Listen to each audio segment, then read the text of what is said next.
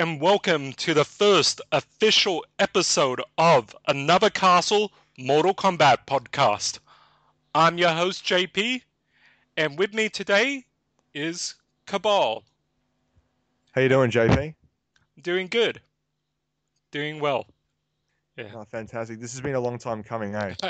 yeah, pretty much. I mean, One yeah. thing I really want to talk about now is just how we got involved with Mortal Kombat, or why we love such a crazy and silly fighting franchise.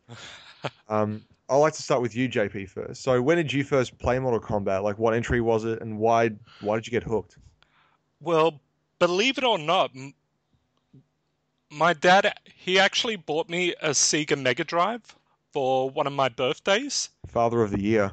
Yeah, and he had two games for me. One of them was Sonic the Hedgehog, and the other one was Mortal Kombat. So, With all yeah, the gore intact as well, yeah. yeah, So that's crazy. How old were you? I was only like, I think I was 13 at the time. Yeah, or I was something like that. And yeah, I knew what Sonic was, or yeah, I pretty quickly found out what Sonic was. But Mortal Kombat, I never heard of it before. And so I was curious. I pulled it out, and I was quite surprised by it actually. There was all this blood, there were all these different characters. We had a character who could freeze people, who I later turned out it was Sub-Zero. That's how I would win most of my matches. There was this Scorpion dude, there was Johnny Cage, there was Kano. Yeah, and I was just blown away by how violent this thing was. And yeah, there's all this blood, there was all this fighting, and then I actually got to the end and it said finish him. I'm like, finish him? Wait, what? And that's when I realized that each character had these fatalities. And I was just so overblown by it. And so I started looking up in magazines because back then there was no internet. So you had to look for magazines or you had to look for something that would help you understand how to do a fatality. Yeah, you had to like go Actually, down to a brick and mortar store known as a news agency to actually find one of these yeah. fabled magazines and hopefully find a fatality code. Actually, were they in the manuals? I, Oh, that's a good question. I think they might have been for the Mega Drive version. yeah, I'll have to. God, imagine going back to that. Still have the Wait, was it game. Mega Drive or Genesis? I've already stuffed it up. No, it was a Genesis for the American market, but it was a Mega Drive for the Australian Gotcha. Europe Okay, cool. market, wasn't it? Yeah, no, I was Yeah. never a Sega fanboy, so I never really grew up with those sort of consoles. I played at my friend's house, but yeah, Well, I had a Sega Mega Drive too.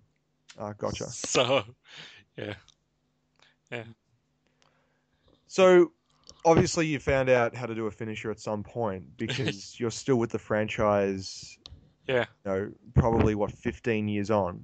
Mm, I think that's roughly when the Mega Drive version was released. Actually, it would be more than that, but yeah, just keeping definitely. score. Actually, yeah, it'd be over 20 years now. Incredible. Yeah. So why do you keep coming back? Um, I guess what draws me back are the new characters every time and the fact that Kung Lao is still in the game after all these years. Hmm. Or he still has a presence because I really loved Mortal Kombat 2. There's a saying usually sequels don't deliver as well as the first, but in this case, for me, Mortal Kombat 2 is the better one than Mortal Kombat. And the main reason why I love it so much is because it had like a few new characters and it had this whole other story to it. And it was the introduction of my favorite character, Kung Lao. Hmm. Yeah. So I used to love that Afro, and I used to love the fatalities he had with it. He had one where he would throw the hat, it cut off the person's head, or he would have the slice down, where it would cut the body in half. Which was one of the most controversial fatalities of the time. Yeah, like Yeah, decapitations was one thing, but somehow when they improved the graphics and they yeah, had more sophisticated models, yeah, they were able to actually rip bodies in half. yeah. And so I don't know what keeps on bringing me back. I guess it's the more and more violent and the more and more comedy to it. the more and more I can't help but fall in love with it. Yeah, Absolutely, yeah. yeah, Well, you actually touched on a really good point there, where Mortal Kombat, maybe similarly for you, is it's one of the very few franchises that isn't afraid to throw out the very foundations that made it popular and try something new. yeah, So totally. new characters is definitely a big part of that. I love the fact that characters die or have a hiatus because it's contextual to the story, whatever it might be, and Yeah, they're replaced by totally new play styles, new characters. Of course, not a lot of them stick, as you can tell me from some of the 3D games, but hmm certainly the changes are amicable and everything from, I mean, for example, Mortal Kombat 1 was definitely rooted in 70s kung fu action films, whereas Mortal Kombat 2 took a more gothic horror take that was just something refreshing even just after one game in the series. So I yeah, feel like Mortal Kombat and actually number 3 took more of a Hollywood American sort yeah, of aesthetic. totally. Mm. So what I love about Mortal Kombat is that it does not change, but at the same time, it still retains a flavor about it. Like here you mentioned how you've always got returning characters. There's Mm, always going to be those mm, stalwarts, you could say, of Mortal Kombat. yeah, But I can't thank Ed Boon and the MK team enough to just keep taking risks. To just once you pigeonhole a genre or a franchise, sorry, it just tries to blossom into something much better. The yeah, other reason I'm still hooked with Mortal Kombat is the story, and it's I totally am aware of how ridiculous it is to love a fighting game for its lore, and it's a very silly game. I totally get that, but it is the best soap opera in video games I've ever played. It's the fighting yeah, game genre is perfect for it, my friend, because yeah, you have this tournament where all these character arcs and stories interconnect, and this tournament could not happen without the need of or yeah, without the actions of certain characters that happen in the story. The good guys, the bad guys, the new characters, and the mm, way they all interact with each other make you try to solve this jigsaw puzzle, you could say, of where everyone fits, who are the allies who are the allies with who, who's the main bad guy, what do they want, and even better is this intense and obsessive community about speculating whose arcade endings came true, so whose story ended up becoming true. And from Mortal Kombat 4 you find out that actually multiple stories or multiple endings actually came to fruition, which is really really interesting. So you sort of find out, okay, well, which is the most plausible, what would happen if Kano won the tournament, or whatever it might be. So yeah, you end up playing a bit of a detective in terms of figuring out, yeah, trying to be one step ahead of everyone else and seeing yeah. what the next game might come in store. That's another thing. Individual storylines. I love that sort of thing. Yeah. But also, Richard, I feel like I've totally forgotten about this with you, but what first got you into Mortal Kombat? What was your first calling? What was your first game? Well, I'm a little bit younger than you, so I was banned from fighting games until I was about, I think, 10 years old. I still played at my friend's house. I remember getting away with it at my cousin's house, who was red-faced when he showed me. My first ever fatality I saw was Scorpion's fatality on an MK4 when he transformed into a scorpion, and I thought that was just the coolest thing I'd ever seen in a video game. Um, Basically, what he does is he Yeah, I transforms into a remember it. giant scorpion. Yeah, pincers their legs, and then rips the tail through the torso, and then dismembers the torso from the rest of the body. And it's glorious. And it's still very camp now, and it was very camp back then. Mortal Kombat Mm. 4 is actually the funniest video game ever released. It's I can't help but put the Benny Hill theme song every time I play it, and that's actually a fact. I've done that before, and it makes it far more enjoyable. But Yeah. I did actually play the Super Nintendo version very briefly when I was about 7 or 6. Um, yeah, so that was pretty much my first experience in Mortal Kombat. I had no idea what I was doing. What I didn't remember the name of the game when I returned it back to the video store. Yeah. I remember miraculously getting up to Goro.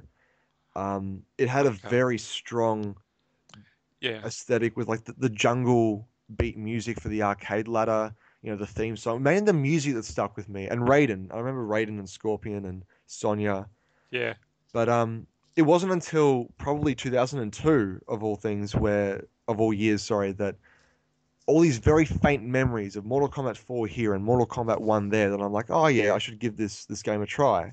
And I recognized Scorpion, I recognized the characters, but it looked like they'd been evolved for a totally new era. And I absolutely loved that. So I loved that when Devil May Cry, for instance, tried the new direction with the latest DMC game, because I was somewhat a very mild fan of the old series, but I wasn't sold on it. So I loved it when they actually tried to sell an action game fan like myself on a totally new direction, and personally it worked. So Mortal Kombat had the very similar sort of philosophy of Yeah, let's update everything and have these yeah, radical new redesigns.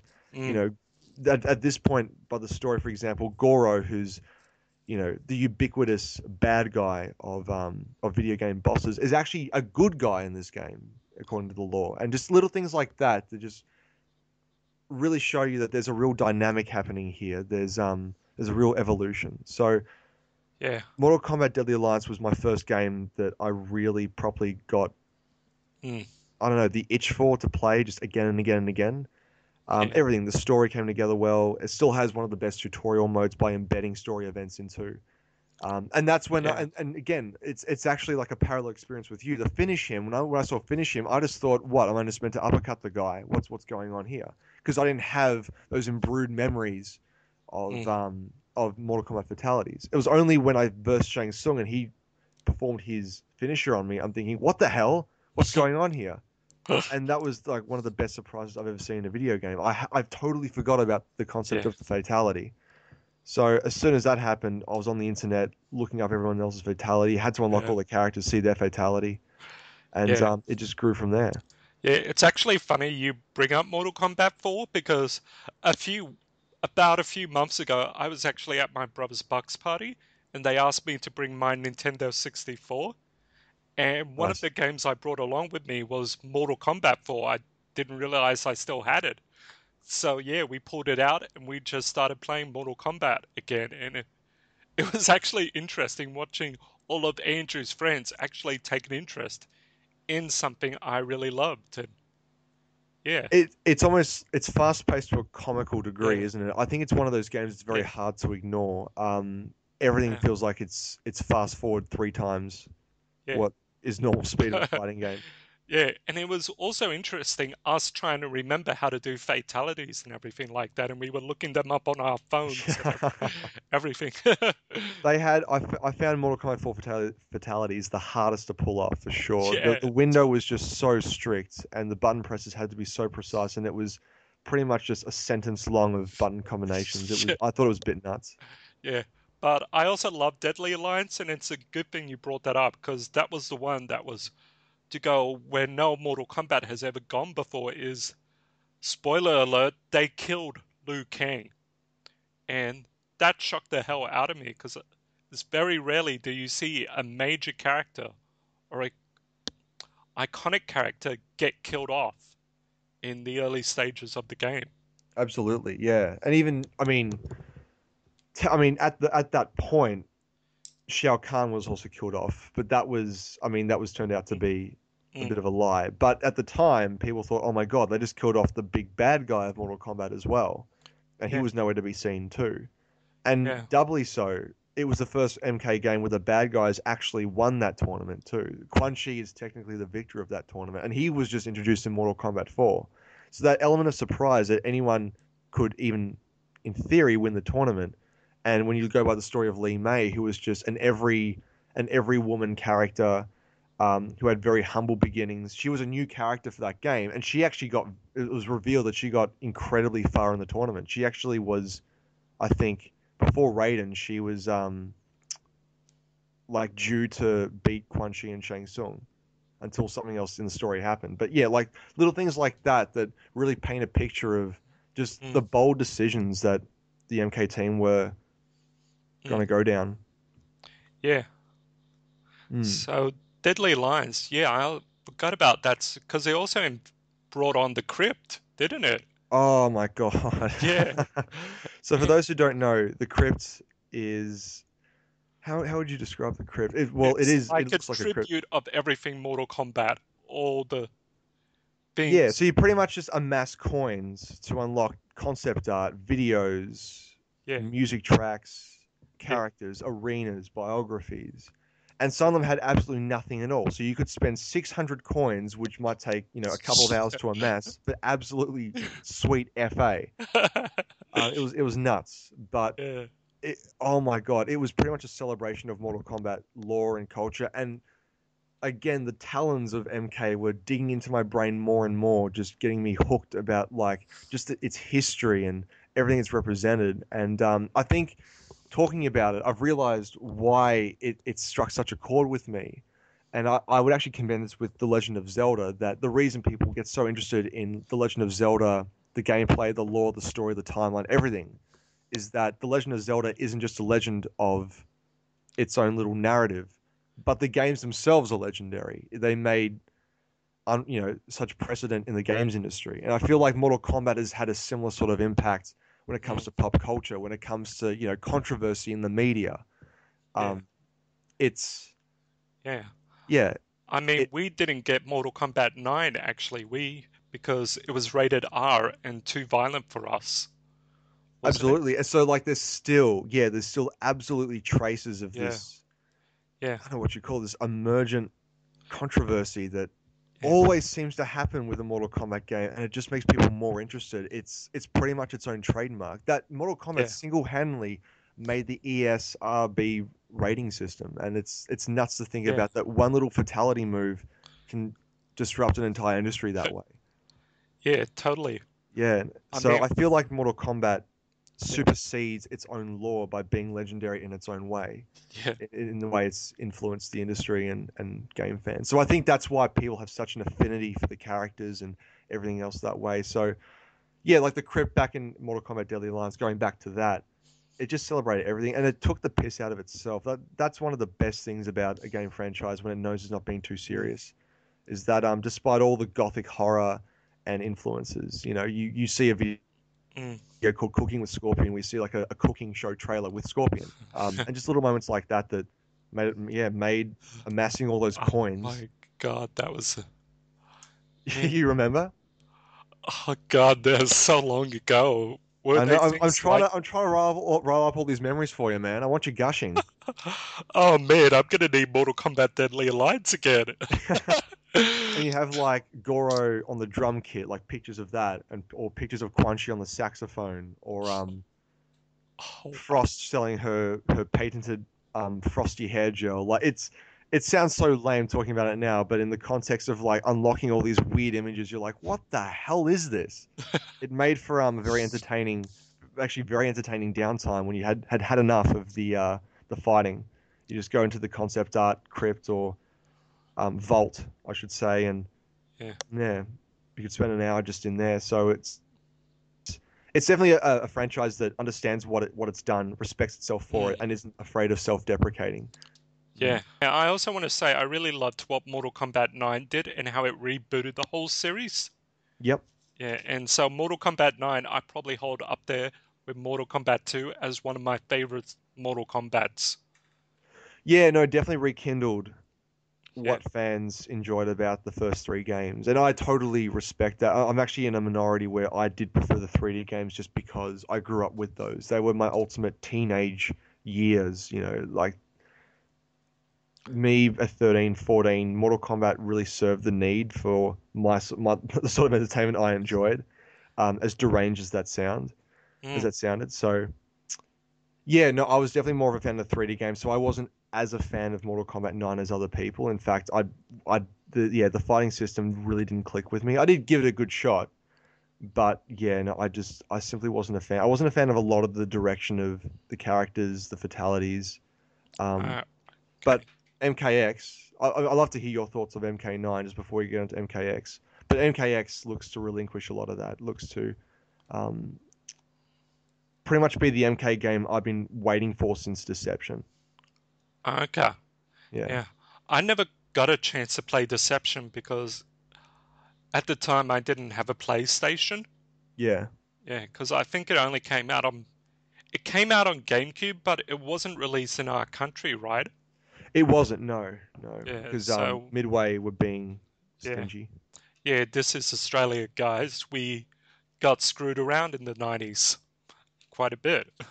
90s and 2000s by several companies. Yeah, Yeah. So, yeah, I never got a chance to play Deception, but I've it's a heard shame it's because it really still good. holds up. Yeah, Yeah. yeah. And I've always been curious about zombie Liu Kang. Yeah. So I knew he was one of the characters in it. Yeah, no, he did come back, and Yeah. yeah, if you do play Deception, if you ever do get to play Deception, you'll be waiting a long time to play a zombie Liu Kang because he's like the last unlockable character. But Oh, really? yeah, no, you actually have to like beat the main story mode, and then you have to like return to certain areas just to get him because he was meant to be part of the main 24, but because they ran out of time for secret unlockables, because every MK game is notorious for their secret unlockables, they simply said, "Oh shit!" So they made Liu Kang. They try to make him sort of like a secret unlockable, even though everyone already knew about him before release. So that was a bit disappointing because yeah, Okay. it takes a lot of work to unlock him. Did you play Shaolin Monks? No, but I've always wanted to. Yeah, Oh man, you absolutely should play that with a friend as well, with your brother or with one of his mates. I'm not sure, but yeah. oh my god, that's one of the best co-op fighters.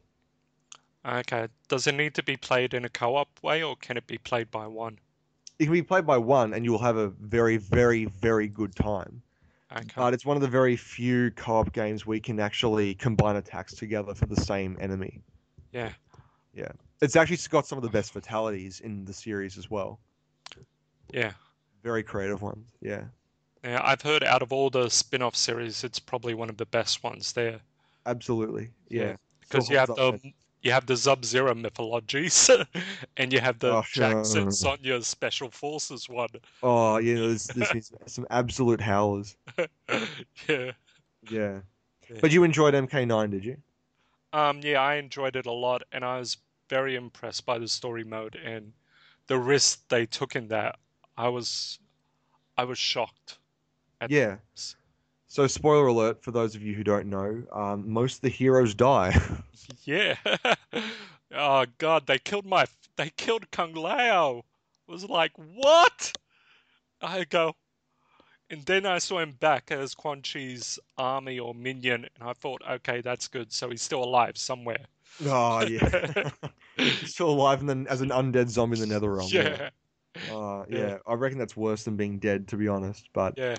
But I also yeah. love the butterfly effect where it happens with Smoke and Sub-Zero, where the roles were reversed, Yeah. where Smoke would stay human and Sub-Zero would become a robot.